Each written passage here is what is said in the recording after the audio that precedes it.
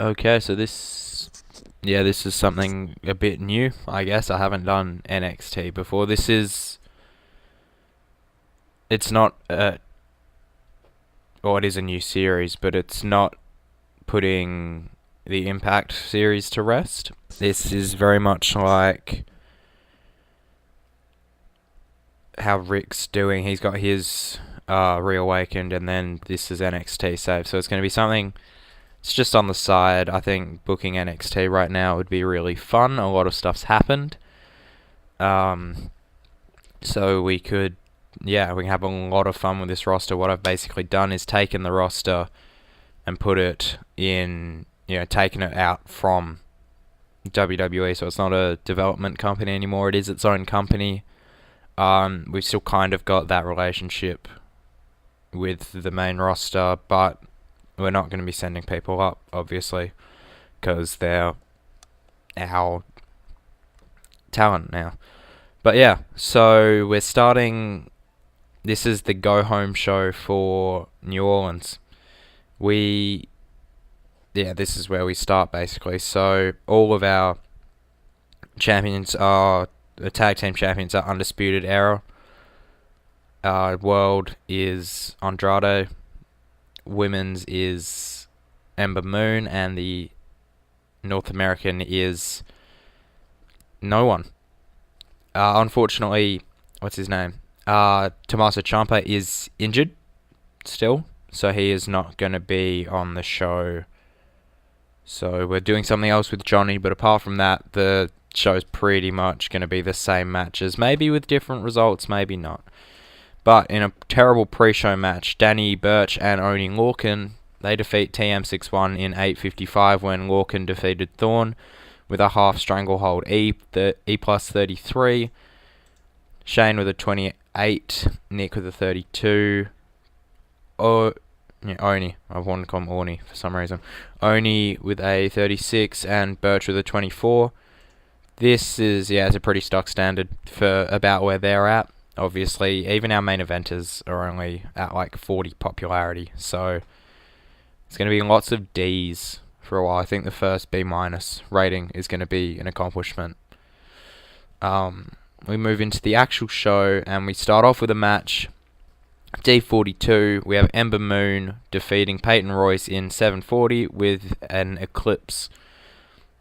I don't think I said we're at Full Sail University in front of 350 people, which I don't think is even them sold out, which is a bit sad. But Ember with a 42, Peyton with a 29, no worker improvements. Any negatives?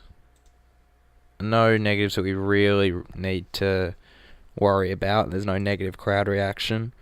So yeah, moving into a D46, we have just our kind of final hype for this match. We have Ember, kind of standing in the ring after her match with a microphone. She says, "Shayna, you want to call me a coward? Well, come Sunday, you'll know that I'm anything but." But before she can continue, before she can kind of cut the rest of her scintillating promo on, the Queen of Spades, she's dropped by a knee from Baszler, who's kind of appeared out of absolutely nowhere, and Shayna goes crazy, and I think it's her right arm. I think it's Moon's right arm that has been injured. Anyway, in this, it's her right arm has been injured, and she's just kind of Shayna's beating the crap out of it, stomping on it, manipulating it, pulling it back, basically trying to break her arm. Yeah, she's laughing and clearly enjoys hearing Moon screams as she attempts to remove her arm from its socket, and eventually she is pulled off from Moon, but has the damage already been done? Like, is Shayna basically going to stomp all over her on Saturday? Or are we going to get Moon somehow overcoming the odds again? But the NXT Women's Champion storyline has started. D46 is not bad for where these guys are at, obviously. Going to get used to the low ratings, and then hopefully build up from there. In his locker room backstage, when Roderick Strong just kind of comes in, he sits down next to him and says, "You ready for Saturday?"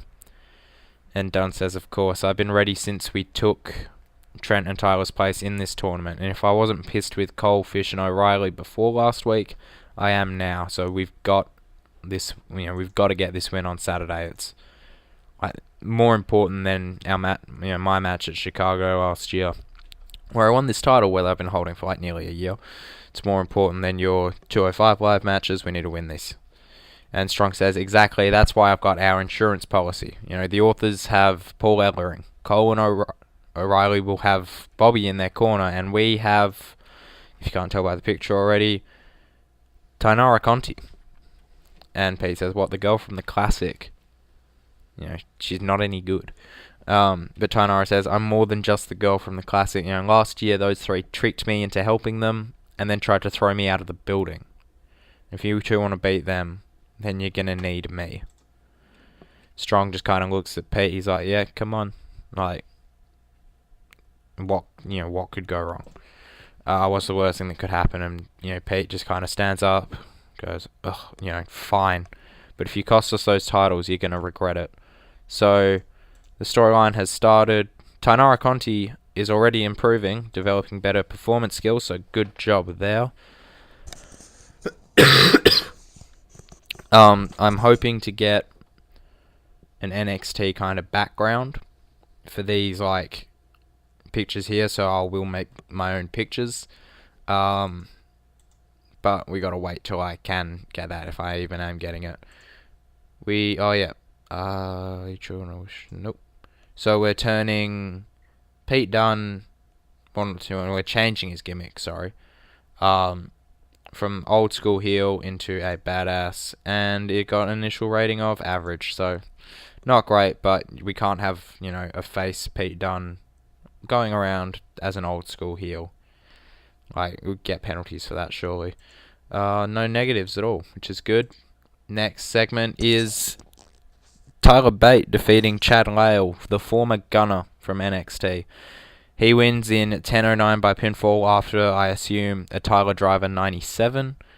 Tyler Bate with a 40, Chad with a 41.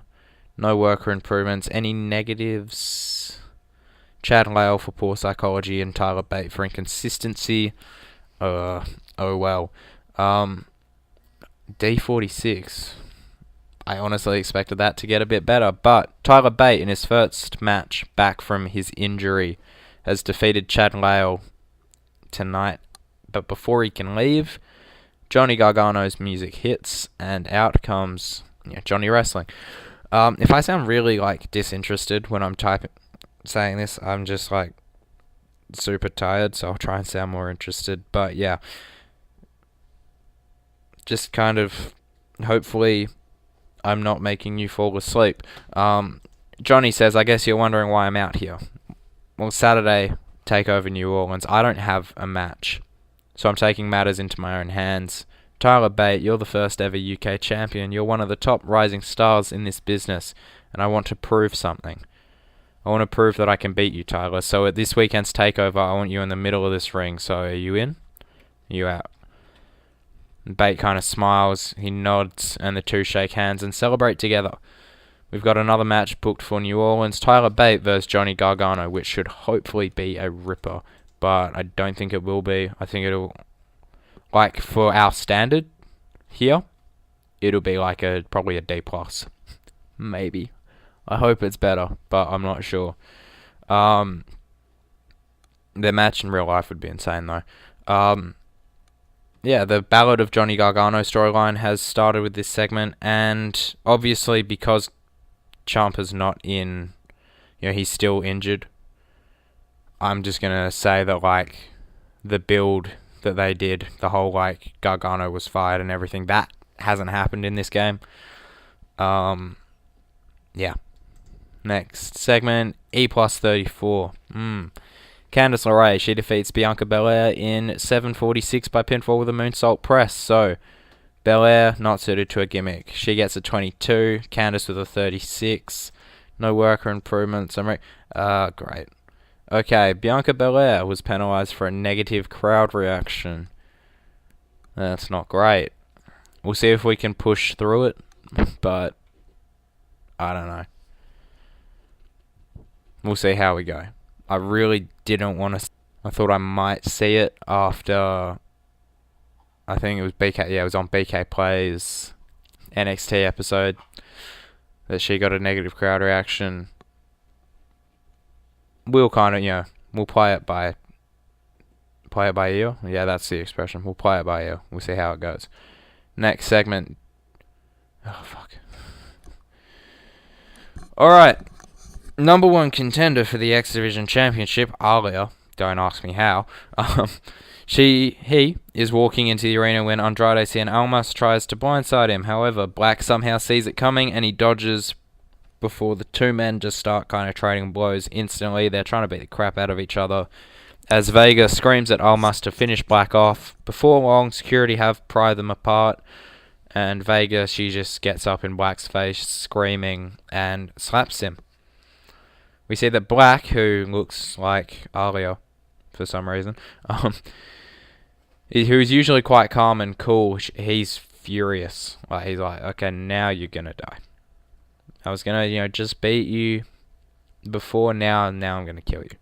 Almas and Black are escorted out of the building and will take no further part of tonight's show. The storyline didn't advance because Alia was in it instead of Aleister.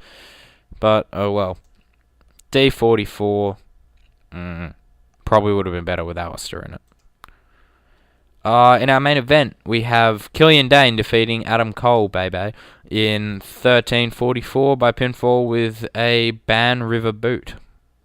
These two have pretty good chemistry and it lifted the match, which is good. Killian Dane with a 34, Adam Cole with a 46. The North American title storyline has advanced with this segment. Adam Cole is pulling double duty this weekend, as he did in real life, because I think he can do it if he gets injured. Shit. But, yeah, I think he's good enough to do it. So, 48D plus, not too bad. Not great, but I'll take it. Closing segment, we have Dane picking up some momentum against one of his opponents on Saturday. I was meant to say Saturday. Adam Cole, he looks at the North American Championship, which is just on like a pedestal outside, and he goes to get it, but Cole does attack, starting to beat the crap out of him as one by one, EC3, Lars Sullivan, Velveteen Dream, and Ricochet make their way down to the ring, resulting in an all-out brawl. Ricochet and Lars get taken out quite quickly. Everyone teams up on Lars, and then, Dane squashes Ricochet in the corner. And then Dane crushes EC3. So Dream and Cole then kind of go, we got to beat, we got to work together. We got to get this monster down. And they drop him with a huge double powerbomb. And they kind of just stand, kind of confused. They look at each other. Not sure if they should attack or just, go their separate ways before Dream capitalizes, hitting Cole with a low blow and then like a knee straight to the face. Not like a Kinshasa running up, but like, kick to the jewels and then just bringing the knee up really, like, harshly into Cole's face. He then climbs to the top rope and hits the purple Rainmaker. The Velveteen Dream stands tall over all of his opponents for Saturday as NXT fades to black. Velveteen Dream was underwhelming. We will make a star out of him. The performance of EC3 was good. The North American title storyline has started. It advanced. Ricochet has his not resurrection, whatever, the revival. He's got his custom picture from a couple series ago there. That actually just auto-assigned. Like, I didn't set that. I'll set it to his one that fits these. And yeah, anyway, that's our show. And we get a 46D. The show increased our popularity in 36 regions. So, it doesn't look like a good show, but it was quite a good show. We are done there. We're going to have, I think, 3 monthly takeovers.